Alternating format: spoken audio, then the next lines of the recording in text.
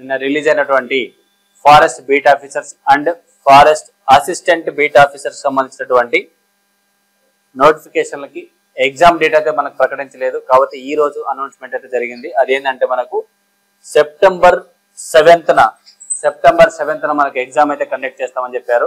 అది కూడా టైం వచ్చేసి మనకు 10 AM to 12:30 వరకు ఉంటుంది. 10 AM to 12:30 PM వరకు అయితే మనకి ఎగ్జామ్ అయితే కండక్ట్ చేయడం అనేది జరుగుతుంది.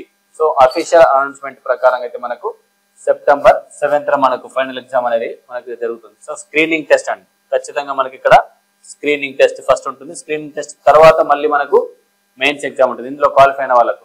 సో ఇందులో క్వాలిఫై అయ్యే వాళ్ళకు కూడా ఇంత పర్సెంటేజ్ ప్రకారం ఇచ్చారు కాబట్టి 40%, 50% ఎంత ఉందని చెప్పేసి మాకు క్లియర్ గా మీకు నోటిఫికేషన్ గురించి ఎక్స్ప్లెయిన్ చేసినప్పుడు అయితే చెప్పాం కాబట్టి దాన్ని చూడొచ్చు కూడా మీరు.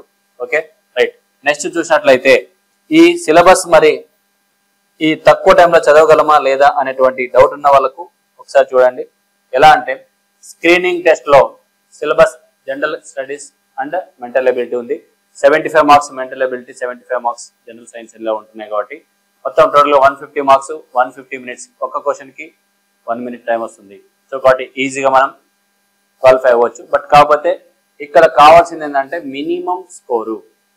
మీరు కావాల్సింది ఇక్కడ మాక్సిమం స్కోర్ కాదు, మినిమం క్వాలిఫై అవ్వడానికి కావాల్సినటువంటి స్కోర్ కావాలి. సో కాబట్టి ప్రిలిమ్స్ సిలబస్, మెయిన్ సిలబస్ దాదాపుగా ఒకటే ఉంటుంది.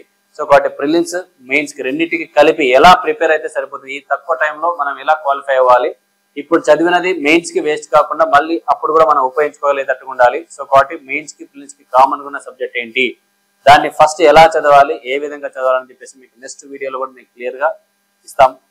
సో ఆ సిలబస్ కూడా మనకు విశ్లేషణ చేసి దాన్ని ఏ విధంగా చదివితే మీకు ఎక్కడి నుంచి ఎంత స్కోర్ వస్తుంది, ఏ టాపిక్ నుంచి ఎన్ని మార్క్స్ వస్తుందని చెప్పి వెయిటేజ్ కూడా మీకు క్లియర్ గా వివరిస్తాం. ఎందుకంటే నెక్స్ట్ పెట్టే వీడియో మీకు చాలా చాలా ఉపయోగకరం.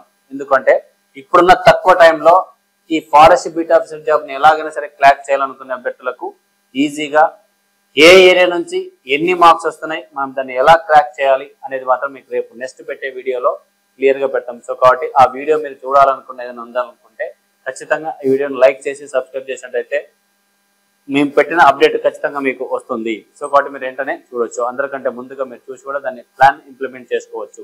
So first of all A year నుంచి ఎన్ని మార్క్స్ వస్తాయని చెప్పేసి క్లియర్ గా తెలుసుకుంటే ఈజీ అవుతుంది. సో గత ప్రశ్న పత్రాల ఆధారంగా మేము చేయడం జరుగుతుంది.